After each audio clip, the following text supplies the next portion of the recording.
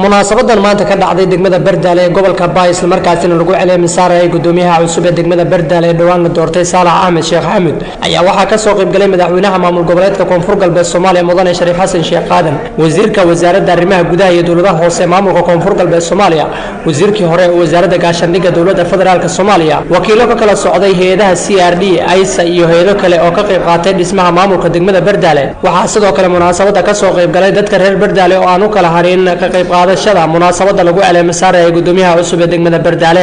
ugu horeyn waxa goobta ka hadlay Cabdullaahi Xaaji Xasan wakiilka hay'adda CRD gobolada bartamaha iyo koonfurta Soomaaliya waxaana in badan uu ka sheekeeyay marxaladii uu soo maray dhismaha maamulka degmada Bardaale geedkan baylan roogay lan kulmay guuli una deernay muddo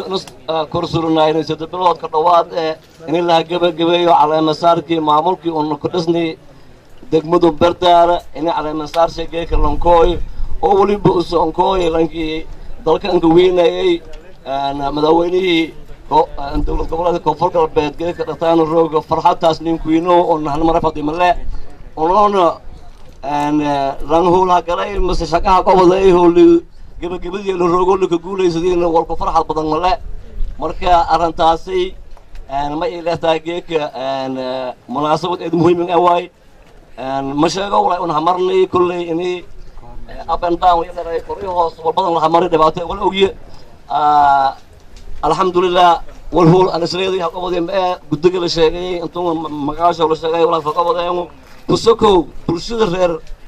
غير بلد عليك قبضين أو قرب كارسولنا هنا ونيكوهرنا ما ممكن هران جري يقولي بجارهان قرب نيسي إني أنا معمول أصب للدور هذا أنا ما هو بها إني أرن أو حلقف بس شخصية قبضين هاي اللي لنقرمدي wasiirka arrimaha gudaha iyo dawladaha hoose maamulka Koonfur Galbeed Soomaaliya Maxamed Nuur Madoobe Nuno Maxamed iyo gudoomiyaha maamulka gobolka Baay Cali Wardheere Cabdiraxmaan ayaa si wada jir ah ula dardaarmay maamulka cusub ee degmada Bardaale yirina walka daroo fadaan shaqadiida galay mado tan kale may argay inii oo toy walwalba oo la lahaay dadka lahayn suubsada meelii ka muhiimsanaayeen la helmaan anta isboolku gobolku baa may galay stationka Bardaale ka deewiinay lama boqol sano jar dirbiji wada saaran lan walba min sheegay sidii kaas ay sugay madaxweynaha geeg may ku codsaday in dhagaxa inka horeeyso dhanka reer Bardaale way faday bil gudaaje darbiga soo dhisan ku fadaan tan kooba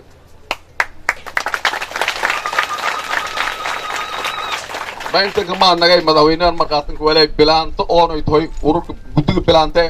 beledku biyooshii maamulo haya sameynta dawladaha hoose iyo sida laga maarmaanka ay u tahay dadajinta awoodda dawladaha hoose si loo helo qaadashada ayaa wasaaradda arrimaha gudaha federaalka iyo dib u heshiisiinta iyo dawlad goboleedyada wasaaradaha arrimaha gudaha waxay sameeyeen wadajir plus oo ah hanaan wada tashi lagu hiigsado dhismaha dawladaha hoose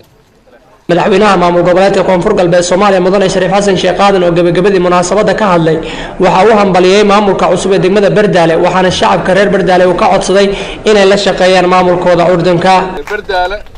sida Ali Wardheere sheegay walbadan ajeer iska qobsadaan laakiin way bal ku faday iska qobsada inta ku keeray iska qobsado dib leey la gadiya dib u dhac la sheena wal horumar ma sheeno laakiin la dooraday waqtiga gaaban la dooraday waqtiga gaaban uu la dooraday waliba la baahan in la shaqeeyo kusuun way la faday dadka isuunay doorada in la shaqeeyo hadii laakiin sidii uu la bedel faday la ka fikiro hata la bilaaw ma ileen doorday liin lu gooyay walma ka qoyay kireeyay la doorada la tan wal ka fikirey leeysan horumar ma ku qoyo marka waliba lanaha laakiin la doorada waqti hal siyoy galaan hal siyoy waana hal shaqeeyo